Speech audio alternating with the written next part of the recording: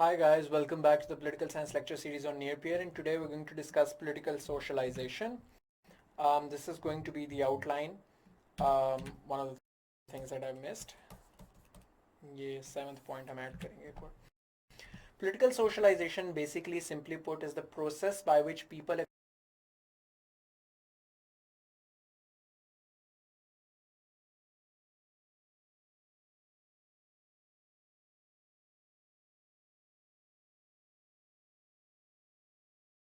से जिन लोगों ने socialization पढ़ी है sociology में या generally आपको पता है कि socialization का मतलब है the process by which we learn culture, values, knowledge, anything हमारे वर्ल्ड व्यू बनता है, वो सारी चीज़ें सोशलाइजेशन में आती हैं.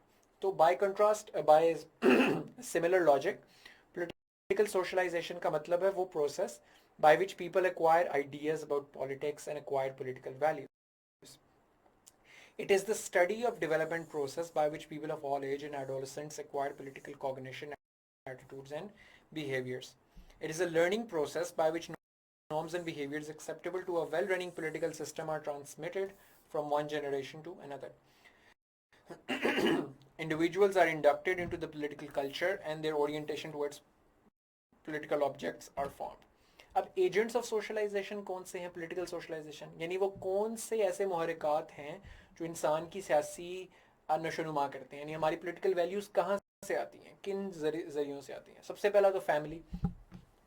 हमें पता है कि इंसान के ऊपर सबसे बड़ा इन्फ्लुएंस फैमिली का होता है. इंसान छोटा होता है तो इंसान बहुत ज़्यादा कौम के बारे में, रियासत के बारे में, सियासी दूसरी चीज़ों के बारे में, लॉ के बारे में, सोसाइटी के बारे में चीज़ें फैमिली से सीखता है. तो उसकी पॉलिटिकल वैल्यूज़ की पहली नशोनुमा फैमिली से होती है. उसके बाद वो स्कूल जाता है. स्कूल में प्राइमरीली पेट्रियटिज्म और नेशनलिज्म, बिकॉज एक स्टेट सैंक्शनड करिकुलम होता है स्कूल्स में, तो इसीलिए वो फिर एक खास किस्म का पेट्रियटिज्म और नेशनलिज्म इनकलकेट किया जाता है और पॉलिटिकल वैल्यूज़ इनकलकेट की जाती हैं. फिर आपके जो टीचर्स होते हैं स्कूल्स में, उनकी पॉलिटिकल वैल्यूज़ भी आपके अंदर परमिएट करती हैं. फिर रिलीजन का एक बहुत बड़ा इन्फ्लुएंस होता है पॉलिटिकल वैल्यूज़ को बनाने में, डिवाइस करने में. वो इसलिए क्योंकि रिलीजियस वैल्यूज़ इन्फ्लुएंस करती हैं आपकी पॉलिटिकल वैल्यूज़ को. आपका रिलीजन की एक खास किस्म की इंटरप्रिटेशन आपकी पॉलिटिकल वैल्यूज़ कर सकता है. फॉर इंस्टेंस, जो लोग समझते हैं कि intrinsically it is un Islamic to be secular, ठीक है, कि इस्लाम में सेकुलरिज्म का कॉन्सेप्ट नहीं है, वो कभी सेकुलरिज्म को सपोर्ट नहीं करेंगे. बट जो फॉर इंस्टेंस डिफरेंट इंटरप्रिटेशन रखते हैं रिलीजन की, उनका नुक्ता नज़र मुख्तलिफ हो सकता है. तो आपकी मजहबी इंटरप्रिटेशन और मजहबी इंस्टीट्यूशंस, मजहबी स्कॉलर्स जिनसे आप सीखते हैं, वो आपकी पॉलिटिकल वैल्यूज़ को बहुत ज़्यादा इन्फ्लुएंस करते हैं. एक बड़ी इंटरेस्टिंग फाइंडिंग है कि जहाँ पर क्या प्रोटेस्टेंट्स माइनॉरिटी में हैं, वहाँ पर वो अमूमी तौर पर कंजर्वेटिव होते हैं. Political parties, leaders and institutions, इनका इम्पैक्ट चिल्ड्रन पे कम होता है, एडल्ट्स पे ज़्यादा होता है, ऑब्वियसली बिकॉज वो ज़्यादा एक्सपोज्ड होते हैं.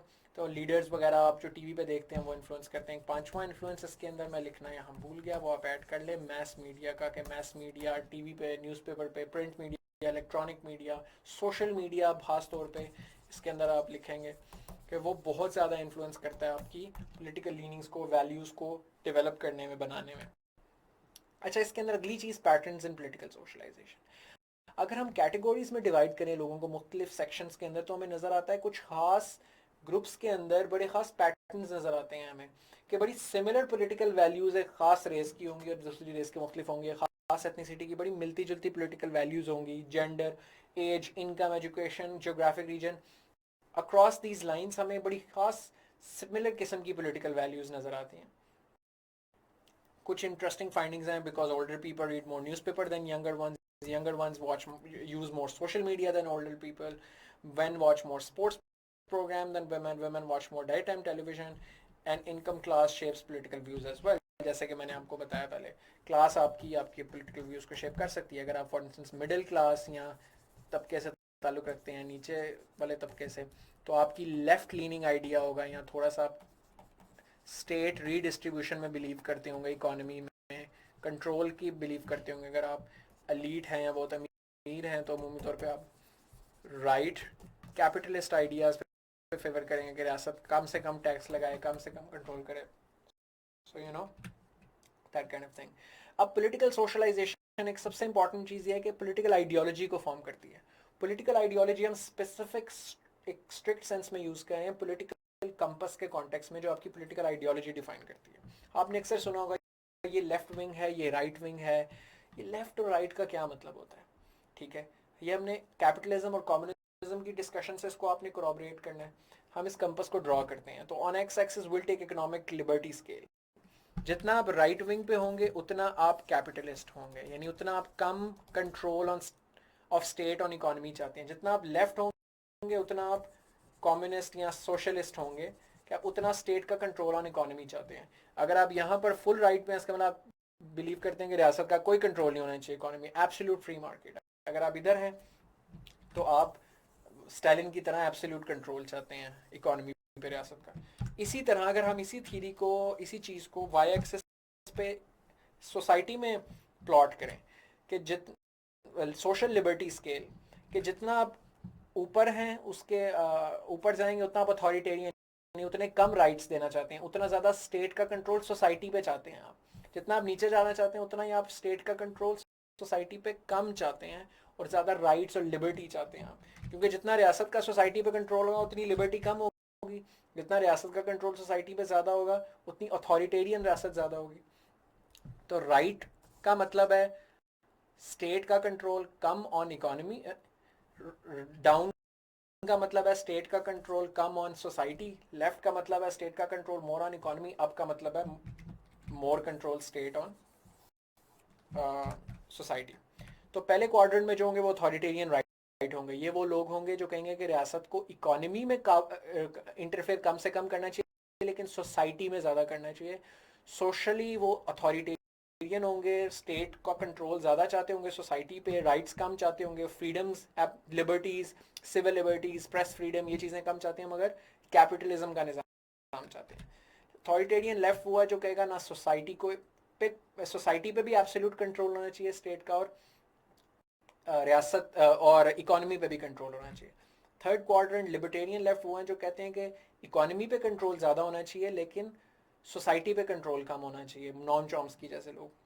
और लिबर्टेरियन राइट वो लोग होंगे जो कहेंगे कि ना रियासत का सोसाइटी पे कंट्रोल होना चाहिए ना इकोनॉमी पे, सब फ्री वो होनी चाहिए, लिबर्टेरियन स्टेट होनी चाहिए, एब्सोल्यूट फ्रीडम होनी चाहिए।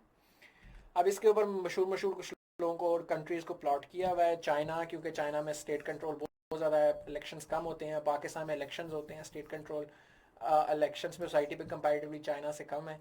लेकिन ये दोनों स्लाइटली लेफ्ट विंग हैं क्योंकि दोनों की स्टेट ओन एंटरप्राइजेज एग्जिस्ट करती हैं, रियासत इकोनॉमी में बहुत ज़्यादा इंटरफेयर करती है। ओबामा कम अथॉरिटेरियन है, लिबरल ज़्यादा है, लेकिन वो थोड़ा सा राइट विंग, ज़्यादा कैपिटलिस्ट है, स्टेट और एंटरप्राइजेस पे उस तरीके से बिलीव नहीं करता लेकिन फिर भी सम रेगुलेशंस में बिलीव करता है। ट्रंप बहुत ज़्यादा राइट विंग इसलिए इकोनॉमी पे क्योंकि वो बहुत कैपिटलिस्ट है, वो किसी भी किस्म की स्टेट की इकोनॉमी पे रेगुलेशन में बिलीव कम से कम करता है, इसीलिए उसने पेरिस क्लाइमेट अकॉर्ड से विड्रॉ किया। इसीलिए वो टैक्स एग्जेम्पशंस बड़ी बड़ी कंपनीज को, एमएनसीज को देने के लिए तैयार है। लेकिन वो अथॉरिटेरियन है सोशल स्केल पे, इसीलिए वो चाहता है कि इमिग्रेशन नहीं होनी चाहिए, रियासत का कंट्रोल होना चाहिए, लॉ एंड ऑर्डर स्ट्रिक्ट होना चाहिए, सिविल राइट्स कम होने चाहिए। ठीक है, इसी तरह स्टालिन और माओ और लेनिन, ये लोग सोशलिस्ट कम्युनिस्ट थे। तो माओ और लेनिन कम सोसाइटी पे कंट्रोल में बिलीव रखते थे, स्टालिन एब्सोल्यूट सोसाइटी पे कंट्रोल में बिलीव रखता था, इसलिए वो ऊपर है माओ और लेनिन से। लेकिन ये सारे लेफ्ट में हैं। ठीक है, नॉम चॉम्स्की जो रियासत पे इकोनॉमी पे कंट्रोल होना चाहिए लेकिन रियासत पे सोसाइटी पे कंट्रोल नहीं होना चाहिए। तो ये आपके सामने George Washington, Jefferson, Milton Friedman, I think this is Paul Ryan, Ayn Rand. तो ये सारे लोग, एन रांड बेसिकली सोसाइटी में भी नहीं कंट्रोल होना चाहिए और स्टेट पे भी नहीं होना चाहिए। She was a very famous economist, American economist. तो एग्जांपल्स इनमें से जो मोटी मोटी एग्जांपल्स आपको याद रहती हैं वो आप बनाएं, इसके ऊपर प्लॉट कर दें। एक सिंपल प्लॉट कर दें जैसे मैंने प्लॉट किए यहाँ, और एक इसके साथ प्लॉट कर दें। तो अब अगर आपको ज़्यादा डिटेल में ये वीडियो आप देखें, इससे आपको ज़्यादा अच्छा आइडिया होगा पॉलिटिकल कंपास का। अगर आप अपनी पॉलिटिकल वैल्यूज़ टेस्ट करना चाहते हैं, it's a very good test.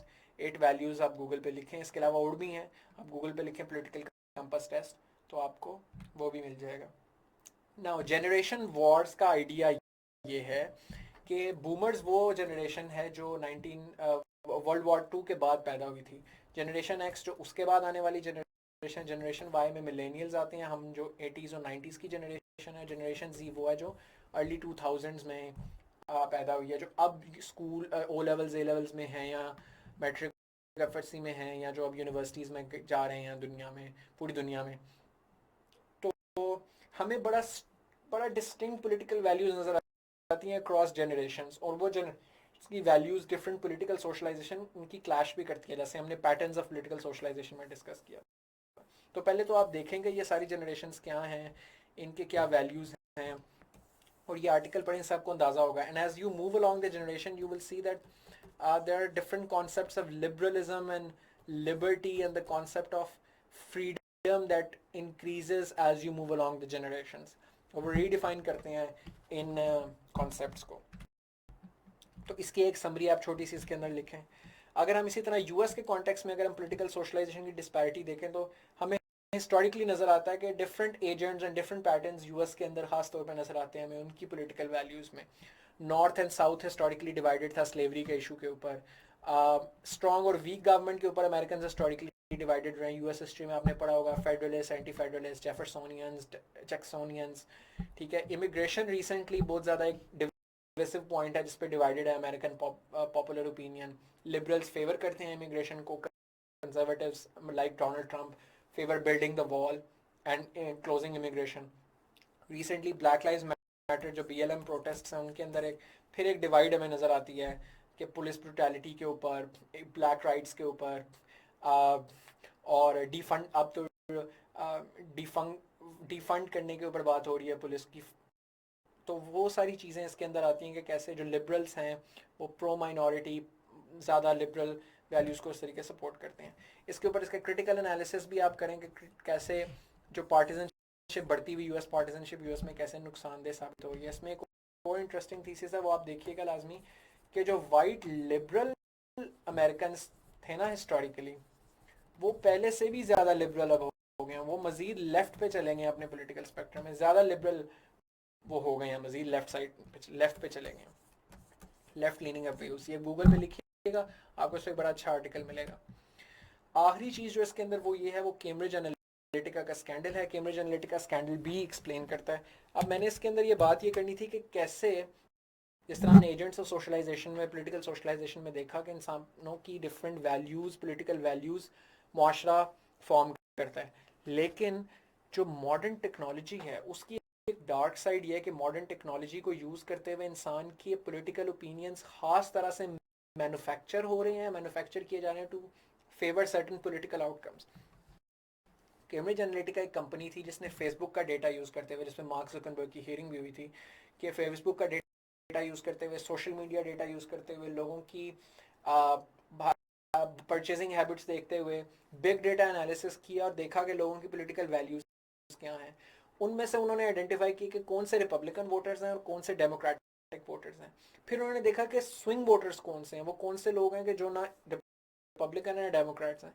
फिर उन्होंने उनके ऊपर इस तरीके से एडवर्टाइजमेंट्स लॉन्च की उनकी फेसबुक, और ऐसे साइकोग्राफिक्स लॉन्च किए। Psychographics means psychological information graphics, यानी आपकी साइकोलॉजी के हिसाब से कौन से अच्छे ग्राफिक्स हैं वो आपको दिखा के आपका पॉलिटिकल व्यू चेंज किया।